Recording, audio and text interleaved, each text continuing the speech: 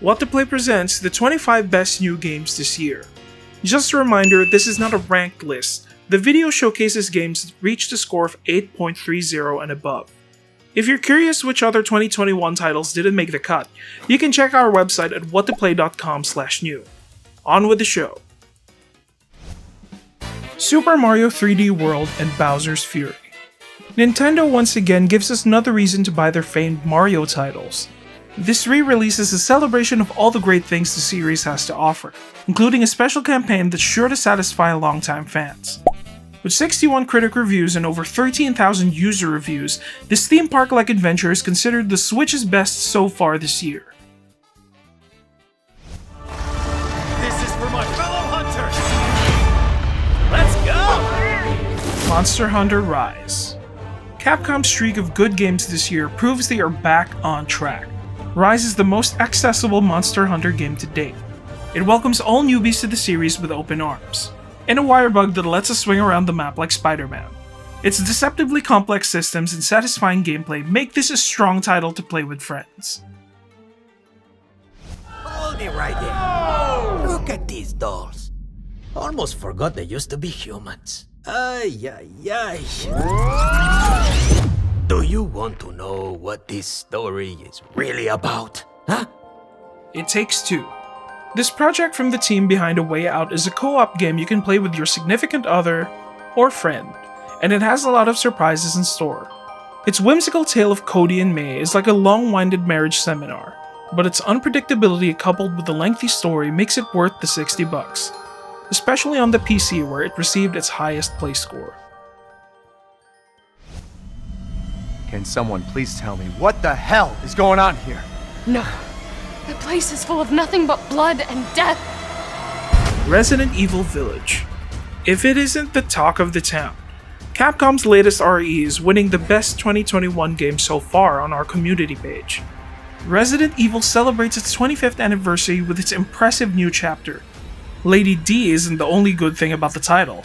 Village feels like Disneyland for horror fans, showcasing a different kind of horror with each passing moment.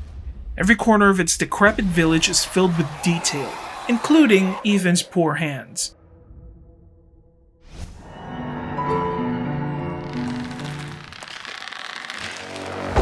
Little Nightmares 2. Speaking of horror games, Tarsier Studios' sequel to their acclaimed spooky platformer introduces a new protagonist alongside fresh scares. While it didn't bring anything revolutionary to the series, it sets up a larger focus on its terrifying world. Hitman 3. Out of all the platforms it released on, the Series X version of IO Interactive's latest stealth action game received the highest play score.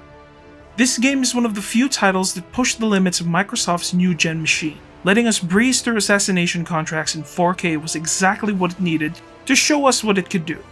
We can't wait to see IO's next game, which centers on Bond. James Bond. Loop Hero. The roguelike genre's increase in popularity is all thanks to Supergiant's Hades. If you're looking to scratch that roguelike itch, then Loop Hero brings something familiar to the table. Like Slay the Spire, its ever-changing gauntlet of challenges is all about deck building. Like all roguelikes, it's addicting and it dares you to go for one more loop. Before Your Eyes. A game with a one-of-a-kind premise. You use your eyes to control the story. Yes, by attaching a webcam to your gaming machine, you can experience a narrative adventure that goes from surreal scenes to hard-hitting reality checks. Every blink feels like you're in another story. You may find yourself fighting, doing everything you can to keep your eyes open and stay in cherished memories just a little longer. But you'll also find yourself in painful, repressed memories that you'd just as soon blink right past. But no matter what you do, time will keep moving. And before you know it, you'll be at the end. It got over 2,000 user reviews with 14 critics all praising its emotional tale. Valheim. For a 1GB game, Valheim is a treasure trove of content. Whether you're playing with friends or alone, there's always something that will surprise you about its evolving Nordic world. It's a survival game, so make the most of your resources while rummaging around its treacherous mountains and landscapes. It's still in its early access phase, so there's more room for improvement here, but a massive update is coming out soon. Everhood. Lately, indie games have reached the same quality as AAA games, with less focus on microtransactions. Everhood is a game best played blind. Its unconventional take on gameplay makes you feel like you're playing different games at once. One moment you're playing a bullet hell adventure, and suddenly, it's a rhythm game. Persona 5 Strikers. Atlus's Persona 5 continues to milk their Phantom Thieves, in a good way at least. Strikers is a follow-up to their acclaimed JRPG, but with a major twist to its gameplay. It was lauded for its impeccable writing and great character development. The Musou gameplay wasn't unique, but its colorful barrage of abilities feels satisfying. It gained the highest play score on the PS4. Nier Replicant version 1.22. 2B's journey wouldn't be possible without the original Nier game. Replicant completely reworked most of its mechanics, including the original's dated gameplay. Now, combat feels satisfying and actually fun. Like any Nier game, it's riddled with secrets and callbacks to their overarching narrative. Rain on Your Parade. The state of gaming has people wanting something out of the ordinary. Rain on Your Parade might just be it. Here you play as a douchebag Cloud ruining people's lives. Yep, just hover around the air and cause setbacks to everyday activities. Subnautica Below Zero. A follow-up to Unknown World's underwater survival game, Below Zero is a whole new journey set in the frozen alien world. Players are once again caught up in a mix of agoraphobia and thalassophobia. Survive the harsh abyss and find your missing sister. The shady capitalists that run the expedition are back, and there are even more conspiracies. It got its highest play score on the PC, with high praise from 15 critics and over 35,000 users. Alright, we've got a world to save! Bravely Default 2. The latest from Square Enix classic JRPGs. This follow-up to Endlayer has its ups and downs. Its strategic Brave and Default combat is made even better, making each encounter feel rewarding. But if you're interested in the same story quality as its previous titles, you may be disappointed by how mediocre this one is. New Pokemon Snap. The latest Pokemon craze is a major upgrade to the 1999 title. This first-person photography game is a collection of fan service and Easter eggs that are made for hardcore fans of the series. Each encounter with these adorable creatures offers a creative interaction about their role in the Pokemon ecosystem. It's pretty cute, but if you're not a major fan of the series, the $60 price tag might not be worth your while. Skull the Hero Slayer.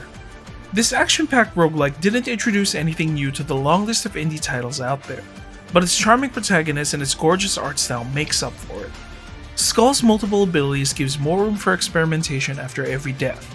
It just came out, so there might be more DLCs or gameplay improvements coming. Atelier Ryza 2, Lost Legends and the Sacred Fairy. Everyone's favorite thick-thighed protagonist returns in a whole new alchemical adventure. There are more treasures to collect and mysteries to uncover. It's kind of a game you have to think twice about before pressing the buy button. Just a heads up, your wife or your girlfriend might not talk to you anymore. The Life and Suffering of Sir Bronte. Moving on from curvy anime girls, this is a fantastic narrative-driven RPG that's fit for anyone looking for mature themes. Not that kind of mature. It's a game that forces players to make depressing choices that feel justified. It's pretty stressful, but its impeccable writing and gorgeous art style somehow soothe the looming anxieties it has to offer. Saga Frontier Remastered. Straight out of the vaults of 1998 is a beloved JRPG classic from Square Enix. If you're familiar with Octopath Traveler, this is kinda similar. You control 8 unique protagonists, each with their own path, and it offers hours and hours of replay value. This remastered version includes high-def visuals, improved sound, and a new main character to control. Returnal. The latest exclusive for the PlayStation 5. Housemarque was once a small indie studio that gave us Resogun, Matterfall, Nex Machina, and more.